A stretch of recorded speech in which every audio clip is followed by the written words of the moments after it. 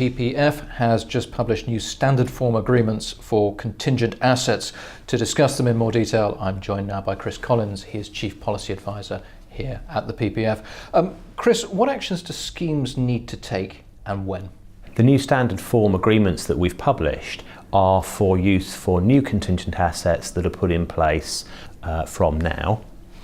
We're also, however, expecting that for next year, so for 2019-20, some schemes that have an existing contingent asset will need to re-execute that to move on to the new standard forms.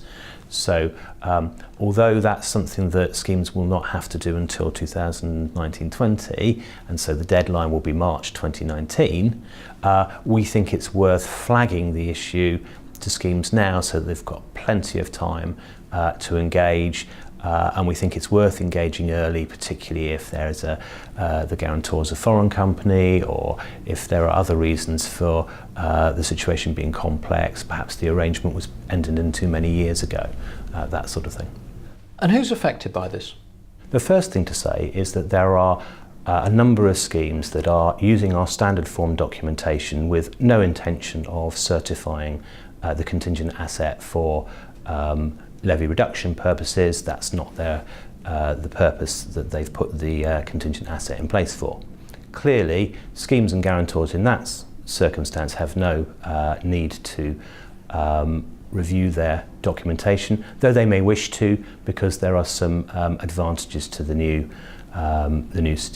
standard form certificates. PPF compliant guarantees are limited in a number of different ways, and only some of those guarantees will need to be re-executed. Where the guarantee is only limited by reference to the funding position of the scheme, so it's a guarantee that's limited in relation to the Section 75 liabilities of the sponsors or the Section 179 liabilities, then those guarantees will not need to be re-executed.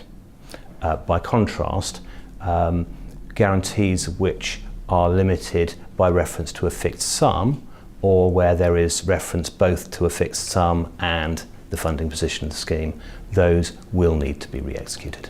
And what are the changes in this new standard form document? So firstly, the new standard forms distinguish between pre-insolvency and post-insolvency claims under the guarantee. Where there is a fixed cap, the post-insolvency cap cannot be eroded by claims prior to insolvency. And so that's the most significant change.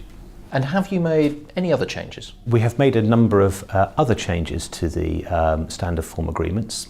So first of all, we have separated the guaranteed obligations and liability cap clauses in the agreement, and that reflects a more standard sort of banking practice.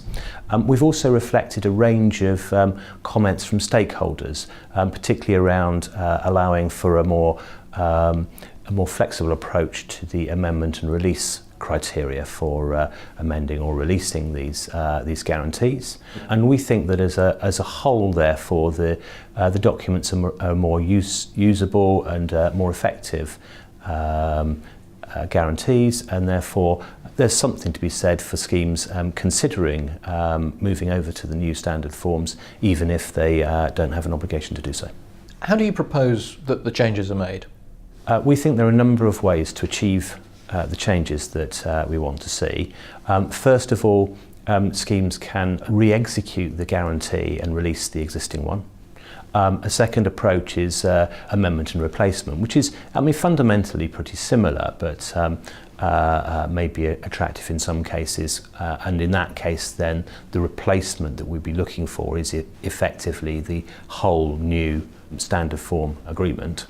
What we're not suggesting that people do is to attempt a piecemeal edit of existing documents, which we think would be quite complicated to do, because although the changes aren't that extensive, they are in a sense throughout the document, and it would be quite easy for errors to creep in. What supporting information is going to be required when the re-executed guarantees are certified for the first time?